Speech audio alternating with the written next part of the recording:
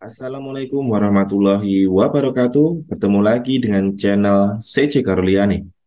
Kali ini kita akan membahas prediksi soal observasi untuk P2 dan P3 untuk persiapan tes PPPK Guru tahun 2023. Baiklah, tanpa menunggu waktu lama, marilah kita mulai di nomor satu.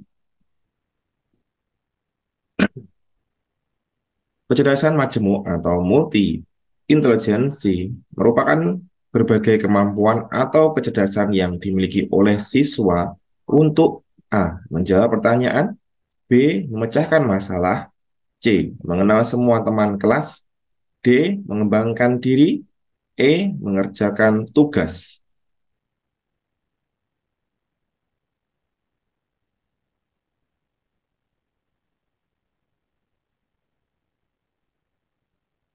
Kecerdasan majemuk atau multiple intelligency adalah berbagai kemampuan atau kecerdasan yang dimiliki oleh seseorang, termasuk siswa, untuk D. Mengembangkan diri. Kecerdasan majemuk mencakup berbagai aspek kecerdasan seperti kecerdasan linguistik, logika matematik, visual ruangan, musikal, kinestetik, interpersonal, intrapersonal, dan lain-lain. Ini mencerminkan kemampuan individu untuk mengembangkan diri mereka secara holistik dan mencapai potensi mereka dalam berbagai bidang kecerdasan yang berbeda. Menjawab pertanyaan, memecahkan masalah, mengenal teman kelas, dan mengerjakan tugas adalah contoh-contoh aktivitas yang dapat dilakukan dalam konteks berbagai jenis kecerdasan ini. Jadi, jawaban nomor satu adalah D, mengembangkan diri.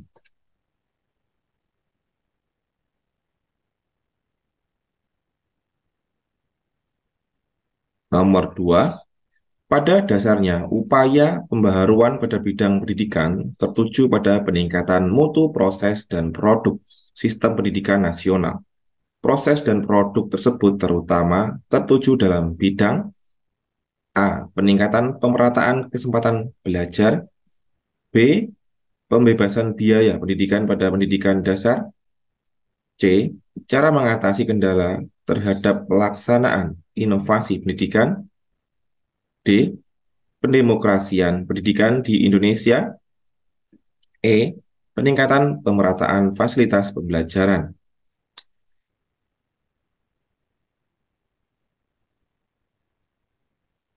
Upaya pembaharuan dalam bidang pendidikan pada dasarnya bertujuan untuk meningkatkan mutu proses dan produk sistem pendidikan nasional. Peningkatan mutu ini terutama tertuju pada bidang A. Peningkatan pemerataan kesempatan belajar. Upaya pembaharuan pendidikan seringkali bertujuan untuk meningkatkan akses dan kesempatan belajar yang merata bagi semua individu, sehingga setiap siswa memiliki peluang yang sama untuk mendapatkan pendidikan berkualitas. Peningkatan mutu proses dan produk pendidikan juga dapat berkontribusi pada tercapainya pemerataan kesempatan belajar. Jadi nomor dua, jawabannya adalah A.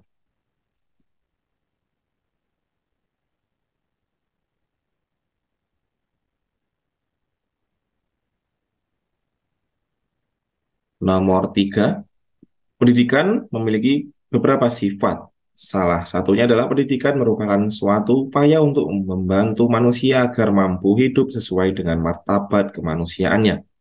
Hal ini menunjukkan bahwa pendidikan bersifat A. Humanisasi, B. Individualitas, C. Organisasi, D. Sosialitas, E. Potensialitas.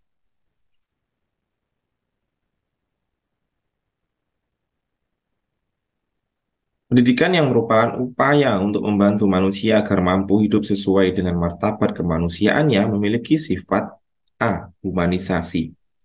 Sifat ini menekankan bahwa pendidikan bertujuan untuk mengembangkan aspek-aspek kemanusiaan dalam individu, seperti nilai-nilai moral, etika, empati, dan pemahaman tentang martabat kemanusiaan.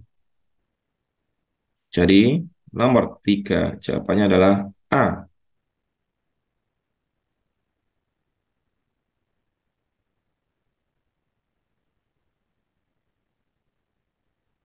Nomor empat, Pada proses pembelajaran, guru memberikan hadiah atau pujian kepada siswa yang berhasil menjawab atau menyelesaikan satu soal.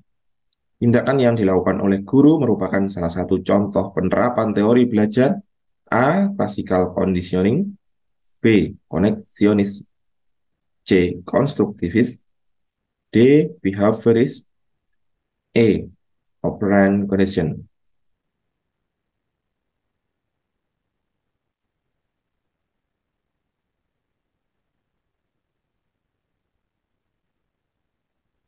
Tindakan guru yang memberikan hadiah atau pujian kepada siswa yang berhasil menjawab atau menyelesaikan satu soal merupakan salah satu contoh penerapan teori belajar operant conditioning. Teori operant conditioning yang dikembangkan oleh B. F. Skinner berkaitan dengan pembelajaran melalui konsekuensi perilaku. Dalam hal ini, pujian atau hadiah adalah bentuk positif dari reinforcement yang bertujuan untuk memperkuat perilaku yang diinginkan. Dalam hal ini, menjawab atau menyelesaikan soal dengan benar, sehingga siswa lebih cenderung mengulangi perilaku tersebut di masa depannya. Jadi, nomor 4 jawabannya adalah E.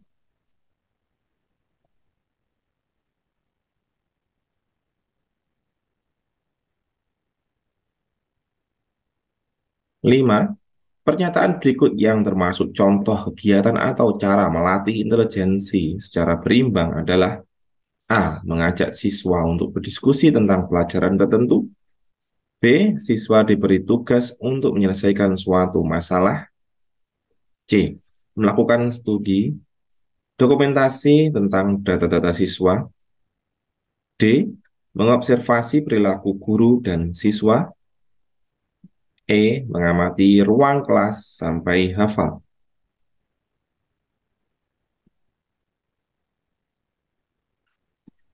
Contoh kegiatan atau cara melatih kecerdasan secara berimbang adalah B. Siswa diberi tugas untuk menyelesaikan suatu masalah. Dengan memberi tugas kepada siswa untuk menyelesaikan masalah, guru menggambarkan pendekatan yang berfokus pada kecerdasan logika matematis. Kecerdasan yang berimbang mencakup berbagai jenis kecerdasan dan salah satunya adalah kecerdasan logika matematik yang diperlihatkan dalam pemecahan masalah.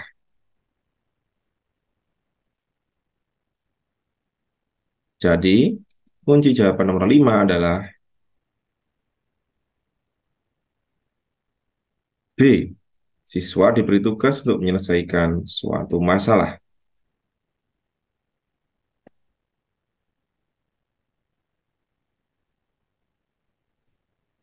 Baik, terima kasih. Itu tadi adalah 5 prediksi soal observasi kinerja untuk P2 dan P3 PPPK Guru tahun 2023. Semoga bermanfaat dan sampai jumpa di video selanjutnya. Terima kasih.